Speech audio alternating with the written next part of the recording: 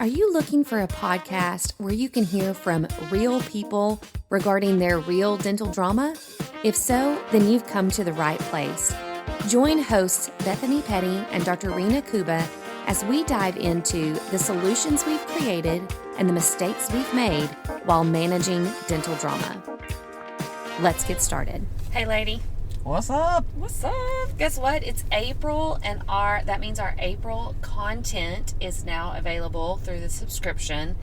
And so I feel like our theme is really cool because it's all about if your practice isn't doing what you wanted it to be doing this year, all those dreams that you had in January, then April's the month to get back on track. So we got a ton of good content. So my concern when you say that is if it's not doing what you need it to be doing, and how the hell do I know that? I don't even know if I'm where I need to be, or I haven't even stopped to think about if I'm there or not, or what I need to be doing. Yeah, I know. That's why you need the April Digest, which is chock full of where to go, what reports to pull, what to do to get going. So I don't think there's any reason that people should wait. April has marketing content. It has reports. It's got team building. Like, you got to go check it out. It's phenomenal this month. So I'm excited about it. Okay, I'm going to go do it. Okay. Now I got to shift gears because we've got a great topic for today, which we're going to come back to this topic of associates because I know you've kind of been through lots of associate type conversations lately. I've got clients that are going through things, but I kind of want to focus on what I would call maybe the yucky side of associateships, the messy part that can get kind of the drama.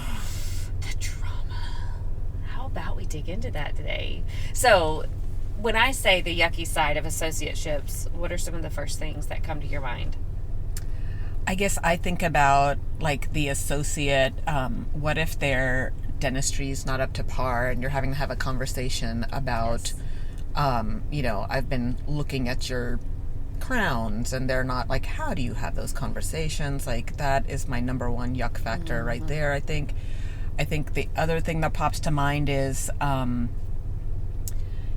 do you coach and correct with if there's things that they're not doing from a staffing standpoint, like, getting in the way of your systems or flows or your staff stuff. I think about, are they secretly planning their own office or their exit and taking my stuff, like my systems or my paperwork or my staff. Been there, done that, right? So I think, all of those yucky things. Oh, the other thing, like compensation. If they're starting to question and wanting more or think they deserve more. I know one thing that I always hate is when we get into the nitty-gritty of, like, who do the sealants go under? Who do the x-rays go under? Who do the, like, how does all of that work? Splitting up, how to divide the treatment stuff. Because I think because I've again been there, done that, where it's, well, I'm the one who's saving you from having to do this treatment that you don't want to do. And I'm like, the hell are you talking about? Like, you're not doing me a favor. You're doing your job, what you were hired to do. Well, you don't like doing, anterior composites, so I've just been taking all of those. You don't like doing sedation, so I've been... no, that would be me allowing you to do those things so that you can... Anyway, all of those yucky things. That's... Did I hit any of the ones you were thinking of? Oh my gosh, you hit all of them. I'm like, this may have to be 2 dang episodes because these are all the shady sides, the dark sides. And I would say digging into this content, I do hope is going to be relevant for both practice owners and associates. Because I think associateships are hard on so many levels. They're beneficial, absolutely. But there's so many icky points that you just brought up that both parties care passionately about. And because they're so passionate about their stance, it can sometimes create either a dissolving of that relationship or the associate deciding this is not the place for me and I want to move on. But I think that's a lot of practice owners too. Don't bring in an associate for all of these reasons. They're like, this is not worth it. Yeah. And I can absolutely see that. Absolutely. I'm still in camp associate. But I think that ties back to my own personal goals and philosophies of why I even got into ownership. So I think it definitely is unique to each individual owner. Yeah. I think, and this may or may not quite fit in, but then you add the extra onion layer of now with corporates all over the place. It's made it much more difficult for us mom and pop because there are these other jobs where the associate can kind of have their way in that, I want full benefits, I want this, I want these hours, and corporates a lot of times are going to meet those demands. And so it really has become even more like a needle in a haystack trying to find the right fit. Having said all of that, I'm still in camp associate. Yeah. But again, that's very, I think that's an individual. Which pile of beep smells worse to you? You know what I mean? Like, would you rather be on your own and have to do everything and manage all the brunt load of all the patients and all that, but have full control and deal with all of those stinky piles of shit that come up? Or do you want to have the associate and deal with the associate piles of shit that come? Like, either way, you're going to be like knee deep in dung, but which texture is more suitable to you, I guess, is where I'm. Which smell is worse? Yes. Yeah, I think you're hitting the nail on the head, and I think it takes mindfulness on the part of both the practice owner and the associate. To me, to the point that you make, there's plenty of corporates out there that from a compensation standpoint are going to be able to look at that associate and go, okay, great, here's some guaranteed income.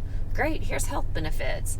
Hey, you want retirement? We got that too. You want a certain schedule? We can accommodate you on that. But it's going to come with the dark side of corporate, which is you're going to work your tail off. There can be some miscommunication that occurs between ownership and associateship. There can be expectations clinically to perform at a certain standard, which may mean you're pushing the bounds of your ethics on certain things. And so while corporate can oftentimes give the associate what they want from a compensation standpoint or a package standpoint, they can't usually give the environment that the associate would prefer to work in, the clinical autonomy that ultimately the associate wants.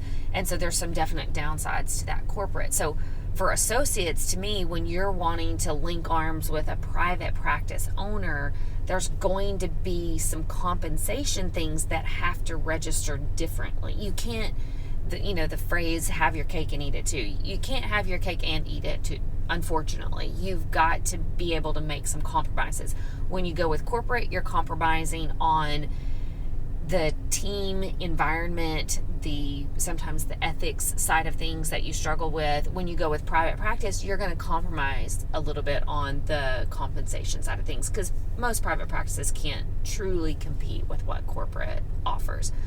But I think what happens a lot of times is associates can get in with a private practice. They love the environment. They love that direct access to the owner. They like working side by side with the owner from time to time. And then it's almost like that becomes the norm. And they forget that in the corporate land, that's not the norm. But they hear about the corporate benefits and the compensation, and then some of that starts to weave into their expectations, and that can start to dissolve some things. Well, I'm going to pick on the owners too then. You can't have your cake and eat it too. Yeah. So there's mindful things that you've got to do and remember the value that this associate is bringing to you. And a lot of times you see that value, and other times you're like, why? Just let's part ways. I got this on my own. This is not worth it. So it's like we forget too why we brought the associate in to begin with. And so having to remind myself and go, for when the times get where it's like, my head is hurting now. Why am I yeah. dancing this dance? And but there's a reason. Yeah. So I think it'd be helpful to talk through some of the examples that you gave when you had that list of the icky side of associateships. Do you have one that I don't even know what I just said. So why don't you start with, because you brought this up with, like, Yes. you've been dealing with other offices with, so you brought it up for a reason. It's some of your clients are dealing with this. So Yeah, this is... I'm going to make you So get going. I'll say then, let's start with, I think, probably the ickiest part that we get into, which is the nitty-gritty of compensation. I do feel like this comes up repetitively. Not only when the actual contract is being signed, but oftentimes the nitty-gritty of compensation, the nuts and bolts of it are in the contract. But as far as who's getting sealants, the assistant did sealants, but the doctor was quote-unquote supervising, those nitty-gritty type details usually are not unpacked in the actual contract. So that's the stuff that develops on the back end. A client of mine has been... the way that they have done some of their accounting in the actual practice management software isn't clear that the associate is actually... I'm advising my client, the practice owner, like, we got to change this. This associate is banking off of false numbers because all of the adjustments are being routed under the practice owner rather than under the associate. So the associate's getting this production percentage off of fake numbers. It's because of all of the adjustments being tracked incorrectly under the practice owner. So now that contract is needing to be revised. So can you make that even more clear? Like, so for example, if you're, let me see if I'm following you here. If the office fee is $100, insurance paid $80, so $20, but the associate got paid on $100, even though the practice didn't get $100. The associate got the $100. The practice took the hit on the $20. Yeah. And so that's clearly unfair. Yeah. And so now the practice is taking, like, kind of this hit. A hit. Because they had to pay the associate, but also pay them on the full, not on the not the amount they actually got. Right. Which is why I do a percentage of collections. Because I don't think that that's fair to me to, and even with our bonus system, like, we went back and forth with our bonus system because we do something that's, the overall production, and I'm like, but did I get paid on that? Right. So for example, if we said, let's do, 15 sealants or whatever it is, we're doing permanent, primary, and, or a couple of premolars, whatever it is. 15 is not the right number, but you see what I'm saying? Yeah. But the insurance only paid for permanent molars. Yeah. And so now, because we made that mistake, we didn't whatever, so now we're writing off all the primary sealants. But if we're doing bonus based off of that day, it looked like we made $400 on sealants, but we actually only made $150 because we had to write off the rest. But now the team's getting bonused because it looks like it's $400. That clearly math doesn't add up there. Exactly. So same concept though with the associate if they're getting so this is what was happening. So it's in favor of the associate. It was in favor of the associate, and of course, this associate now has kind of been living under this beautiful contract, and really, to me, inaccuracies in accounting documentation in the practice management software. So to me, that's solution number one, that we've got to actually fix the way that we're documenting write-offs and things like that. So I think the icky part of this is, if you haven't always been a super detailed person with those adjustments, especially if you're just pulling on an associate, one of the first things that you need to do is make sure that your accounting is correct. So every practice management software has multiple adjustment codes, right? Like when you were in network, there might be a MetLife adjustment code, a Delta Dental adjustment code, an Aetna adjustment code, which is good. The more detail on those adjustment codes, the better. Friends and family discount is another one, or employee discount, which is different from friends and family. So be detailed in those adjustments, but you've got to make sure that those adjustments are the software can usually put those towards production. They can put those adjustments towards collections, or they can put those adjustments in their own category of adjustments. but it's got to hit. If you're paying off of collections, for example, then my recommendation, the cleanest way, is to make those adjustments go against collections, because then the associates numbers are going to be correct. If you're going off of adjusted production, which is another common payment method, that the associate can get paid off of adjusted production, then you need to make sure that when you're setting up those adjustment codes, that those are going against production, so that when you pull that associate's production numbers, it's actually adjusted production. So that, if you don't discover that until halfway into the associate's contract, well, now we got problems, because this associate was being paid off these beautifully inflated numbers, and now 6 months into the contract, you're like, holy crap, I've shot myself in the foot. Now I'm having to go back and make these changes. Well, that can cause, obviously, a lot of problems. So even down to like everything you just said, I knew that stuff once upon a time ago, probably about 12 years ago. I used to, for the first 3-ish years of the practice, I did all of my own accounts receivables, and I was doing all those adjustments. So somebody must have taught me how to do that, because it's sounding vaguely familiar. But then when I hired my AR person, I've never looked at that again. So all those nitty gritty details, are there courses people can take to figure out like who and adjustments and adjustment codes and all of that? Like, I don't even remember. To me, this is a very, a category that is not well discussed. So, which the reason I'm bringing it up is because now if my AR person were to retire, and then now we're onboarding a new person, this is where I'm going. Maybe you as doc understood it at one point, like me. Maybe you never understood it. Maybe, but with turnover is what I'm thinking about. And now new people are in there, and if they're not, is that what happened with this one? Is what I'm betting, that somebody, like the doc's assuming. Yeah. Because we're not the ones posting payments. And that, which is a whole other point. So the setup is one category. Like, is everything set up correctly? But the second category is, does your team know how to appropriately utilize those adjustment codes? What if the associate doc brings her kid in to do treatment, and they call that an insurance adjustment, right? And then you're like, oh, wait a second, that's not an insurance adjustment, that's free. So we actually need to put employee discount and then $0.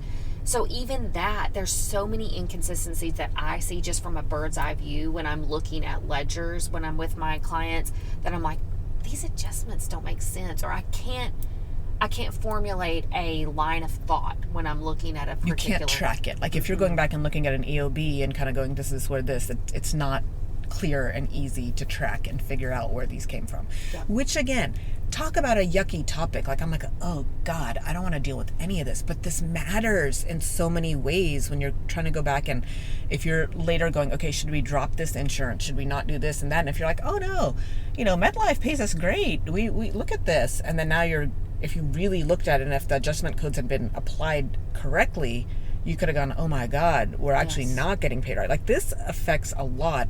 And this is the nitty gritty that as doctors, even those that are good with math and good with details, we don't have time to worry about this stuff. Like it's all we can do to please Mrs. Smith in the chair and make sure that the contact we put in was appropriate. Like this is stuff that it's like, this is the gray dark hole that this is why we don't go up to the front desk. Like we don't want to deal with this stuff, right? So I think this is another I'm going to task you with, sorry ma'am, but I'm like, maybe this is another podcast, like for our subscribers, like a separate what do you call it, a separate, like because for our subscribers, our bonus, that's the word I'm thinking of, our bonus episodes are far more detailed and far more like practical tips, and this is what you need to do. Like it's not just me bantering, we've got it's less drama and more like here's how to and don't forget to. So the feedback we've gotten from our subscribers is those are super helpful to actually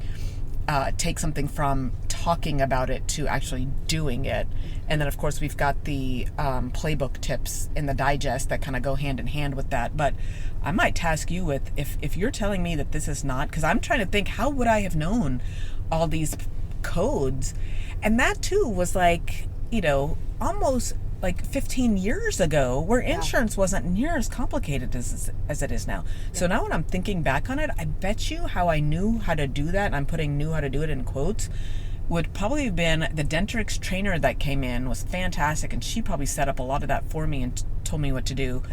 And then I probably reached out to my current AR person who I knew from another office. So if you haven't made friends in other offices and now you're owning your own and you don't know this stuff, like, who are you?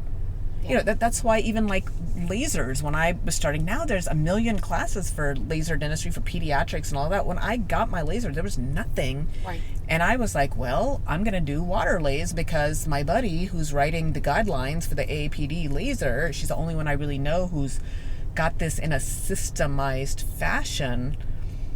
She's got a water lays. So if I'm going to have trouble, I'm going to need troubleshooting, I'm going to call her. Right. Why did I incorporate Dentrix? Because that's what I knew from the other office. And all my buddies, that's what they knew. So if I needed to phone a friend, that's who I was going to reach out to. So anyway, I guess now this is eye-opening for me to go, if there's no real good, because there's 1,000,001 coding classes you could take at dental conferences, but they don't get into this level of nitty-gritty of... They don't. Yeah. They really don't. And we've got fantastic dental CPAs. Like, there's so many awesome groups, but they are limited in their understanding of the practice management software, like the Dentrix or the EagleSoft or Open Dental.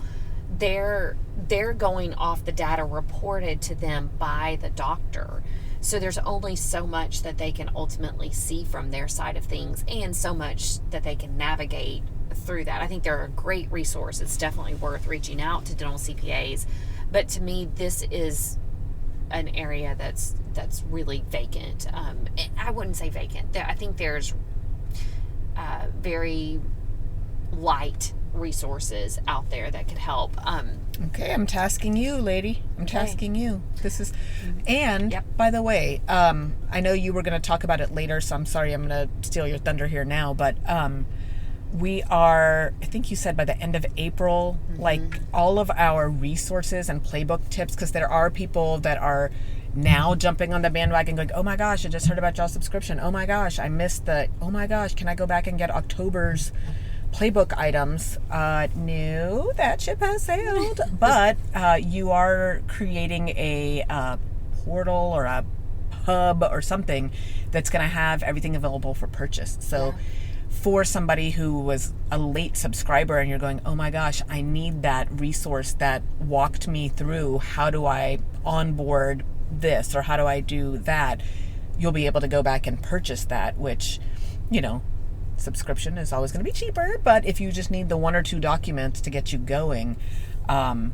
going to maybe challenge you. This may be you may have to create something to guide people through these codes.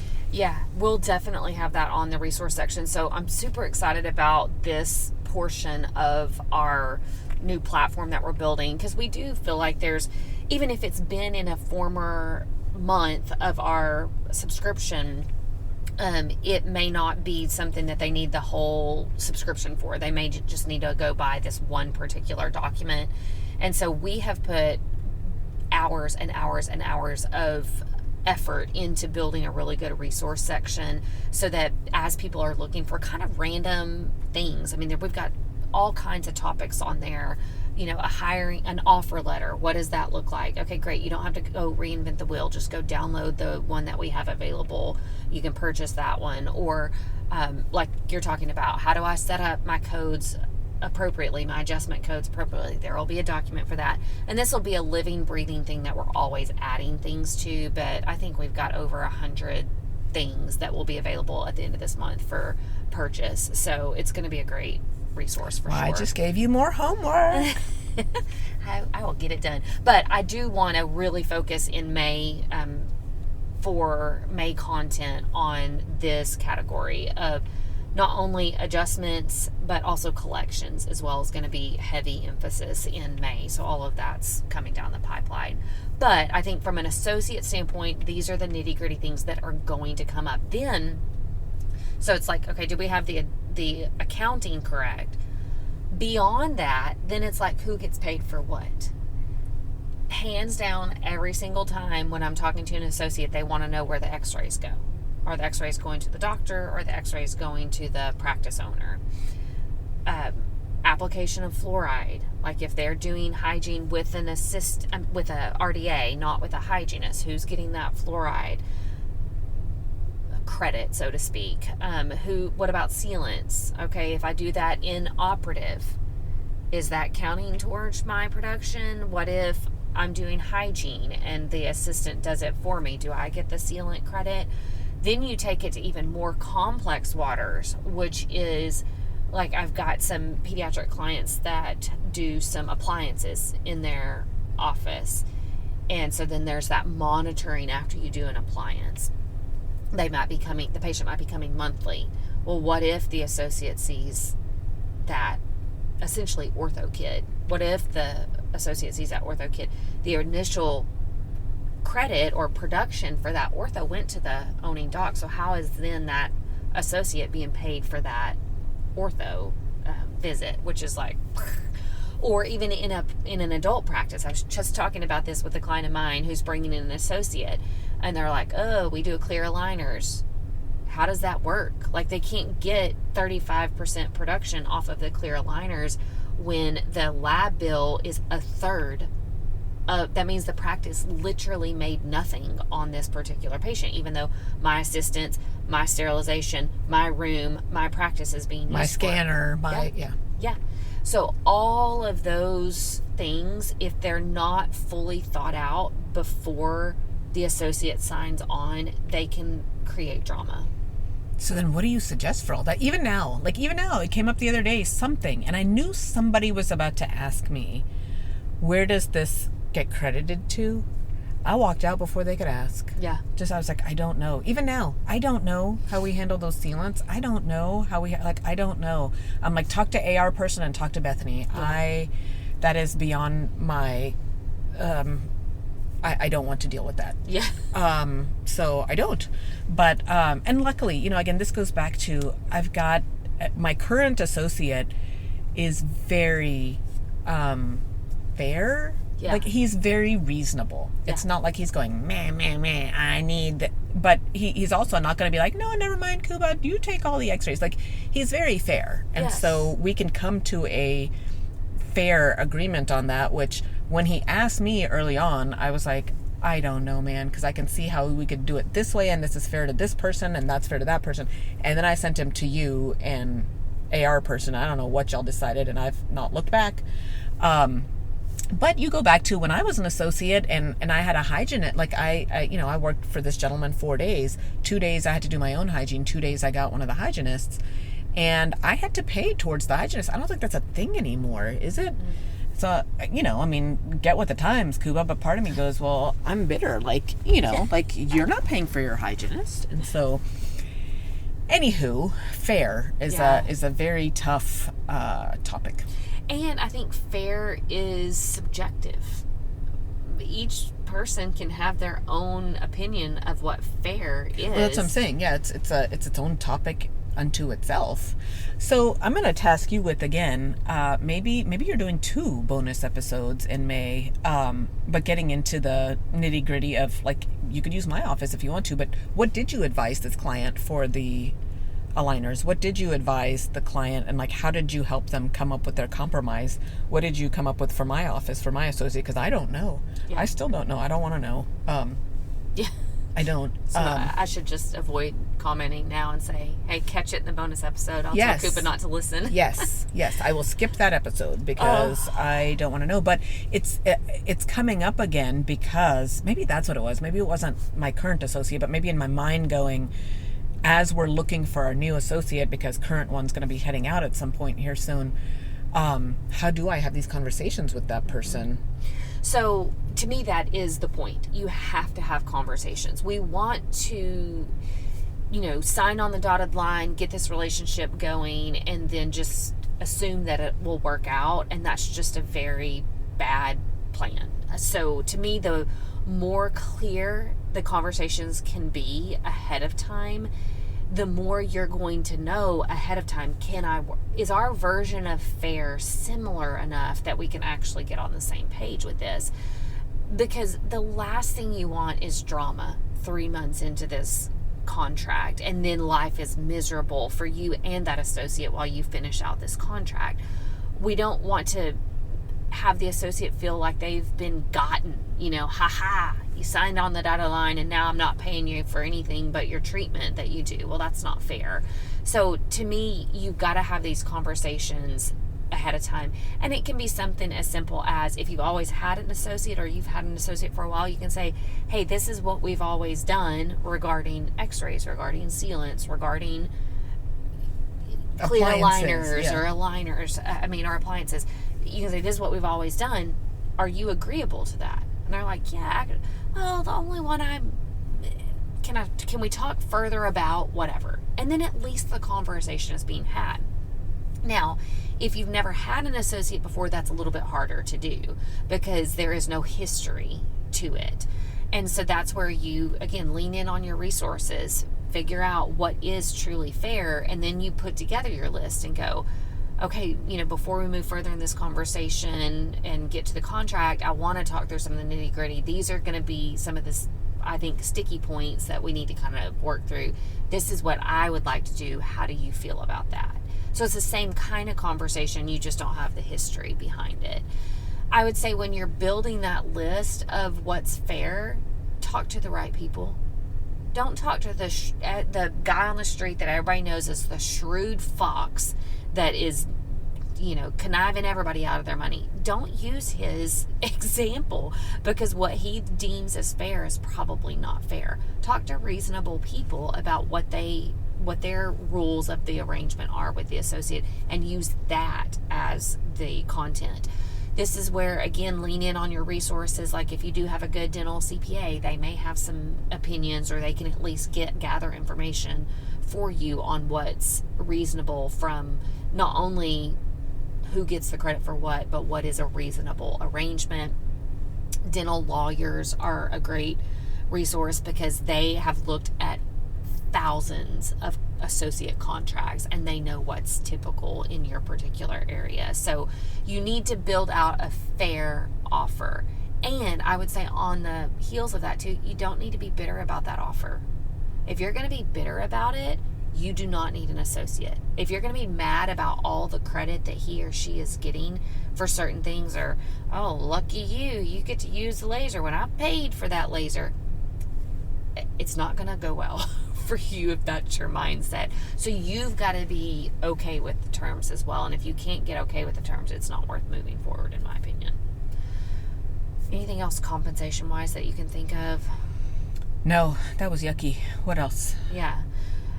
Other yucky stuff is going to be, so this can sometimes be related to compensation, but I think it's different. Who gets what? I can't tell you how many times I'm in an office and all of a sudden because the owning doctor's production has dipped down, all of a sudden the associate doctor isn't getting any new patients. Like, oh, sorry, my production dipped. I gotta, this month you don't get any new patients. What the heck? That is not fair at all. I get it from a practice owner standpoint. You're like, I gotta protect my own. But your associate is part of protecting your own. And so we've got to be careful at making knee-jerk decisions like that, whatever the system is that you guys set up from the beginning. If you're like, hey, I'm really going to help you out in the first 90 days and give you all new patients, that's understandable and that's a good strategy. If you're planning to change that past the 90 days, that needs to be said from the beginning. For the first 90 days, I'm going to give you all the new patients.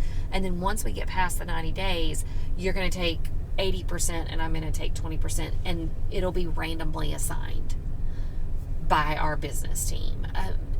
So conversations like that on who gets what, or I diagnose the treatment, but associate is taking the treatment, or vice versa. Associate diagnosed the treatment and owning dog's like, ooh, a mouthful of crowns. I'll take that, thank you. You need to come up with, okay, what's our rule of diagnosis and treatment? If it's just fully shared and we know that we can do that fairly, great. If it is the doctor is handpicking the treatment that they like, eventually there's going to be bitterness over that. And so that's where that my favorite, like, it's got to be a win-win.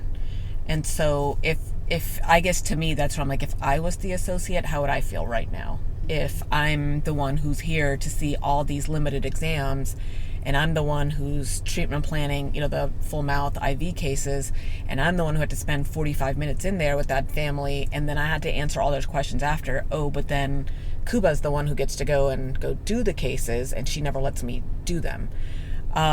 Eventually I would leave. Yeah. And so I think that's where, now, on the other hand, if it's like, now the owner doc's not doing, it is what it is. It's the owner doc. If they are at a point where they're like, I don't want to do this treatment anymore, that's kind of why you were hired, associates. Yes. So,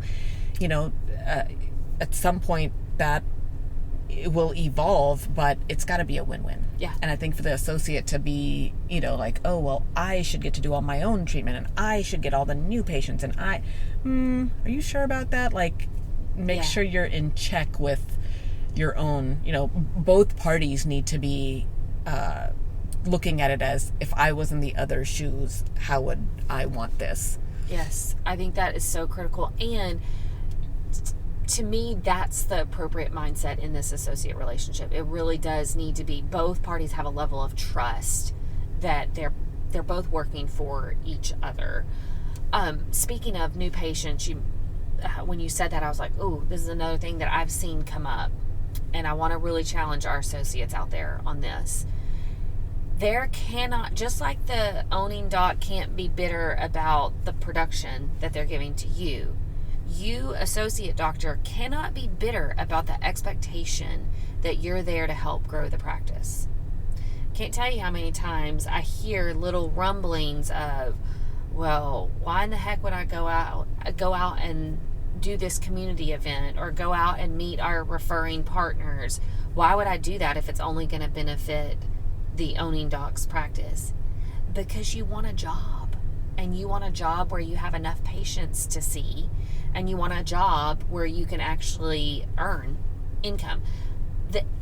So just to make this clear, when a practice owner is bringing in an associate, this is what I tell all of my practice owners that bring in an associate. There's going to be a period of time, sometimes 3 months, sometimes a year, where their pay is cut. So the practice owner chooses to take a pay cut in order to bring on an associate. There's not usually enough money in the bank off of a one doctor practice that's now adding an associate. Even if that's 1 day a week, they're adding an associate. There's usually not enough income in the practice to fully pay for that associate. There's a little bit of a gap that they're having to jump to get to where the practice is viable enough to pay for 2 doctors. So it's always mind-blowing to me when the associate is resistant to helping out with those practice growth efforts. You were brought in to help the practice grow, to grow it to be a 2-doctor practice. So why there would be resistance or bitterness over having to help the practice grow is absolutely mind-blowing to me. I've heard that too, and I think for me that it's such a piss poor attitude. Like, why would I build up your practice? What are you talking about? And I think a lot of times too, it's not realizing. I guess it depends on how it's structured to begin with. So if it is structured like you are going to be getting your own new patients, and so I think I don't like that for the associate, because to me, I'm like, how can you, especially if you're only there 1 or 2 days a week, how can you be expected to fill your schedule and make a income if you're just starting off by yourself, floundering, and you're having to build up your own patient base? Correct. That doesn't make sense. No. But then at some point, yes, owner doc is giving you the opportunity to produce and to do all of that. And I think that's where I've seen some of that go off the rails, where the associate's like, oh, look what I'm doing for you. Mm-hmm. I'm seeing these patients. And my advice always is, they're going, owner doc, yeah, I mean, maybe they went on a couple of extra vacations they didn't get to go on, but it's still a hit to the practice, and they're looking at the big picture going, okay, but I am still here producing some. And then you've got some owners that don't want to produce, but the point is still, you were still brought on to help the practice grow. Yeah. And I think that's where associates that come in with that me mindset,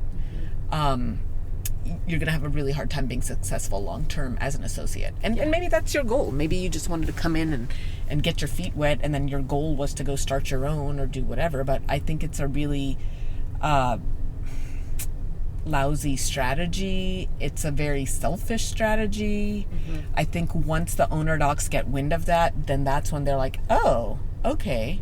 Well, if you're just the associate and you don't want to help grow, help market, help coach team members, like you're just here to get your paycheck, that's more of a corporate mentality. Maybe you should go on to corporate.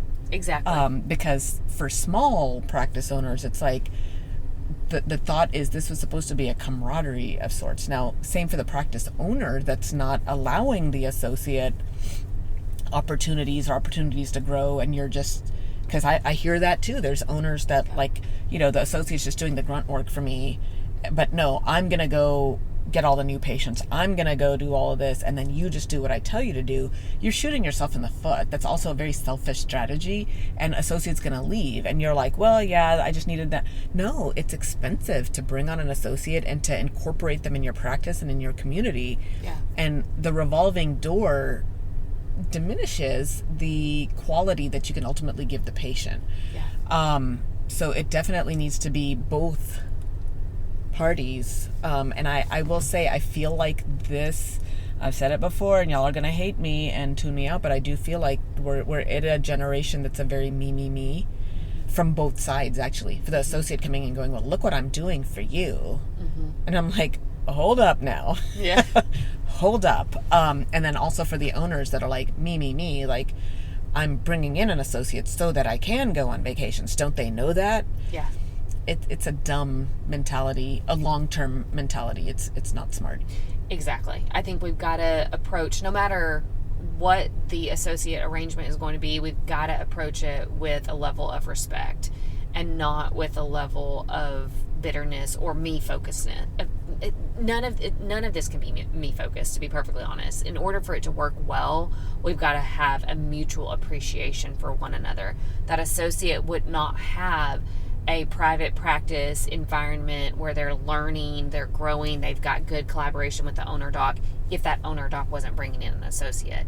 And that owner doc would not have some of the freedoms that he or she has if it weren't for the associate. And so it really is a mutually beneficial arrangement. And I love when a practice owner can bring on an associate. That's a real mark of success in my mind, and it buys a level of freedom that I think is so helpful to practice owners. So I really am in the camp of associates. I just think we've got to have the right mindset towards it, and we've got to have clear communication before and during the contract period of time. And then there's a ton more subjects that I think we could get to this, but we're out of time for today's episode. So we gotta cut it here and say we'll back pick to it up. Yeah. Yes.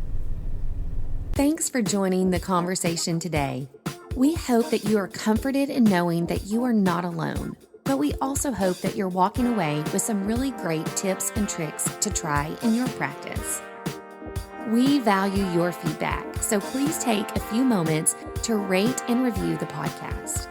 Finally, we want to make sure that we're covering the topics that matter to you. So track us down on Facebook, Instagram, and Twitter, and let us know what topics you want us to cover. As always, please know that we are rooting for you today as you manage your dental drama.